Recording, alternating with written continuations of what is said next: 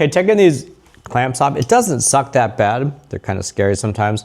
You can call it an oetiker or a pinch type clamp. Basically, you just have to get under where it folded over right here. And the easiest way to do it is really just with these side snips or Dykes type of pliers. So if you can get underneath the ear and just catch on something else, like usually I just try to squeeze it in there and catch both sides. It's squeezed, and then that's it. And then it popped off its little clips. You rip it off, and you're good. And then it pulls off. To reinstall one, you can use the correct pliers, which are these pinch type pliers, but you really don't have to spend the money on these things if you don't want to. They're pretty tough, dude. You can use these same pliers, grab them right there and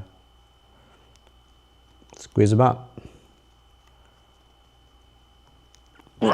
So you've already got the tool, now you're clamped.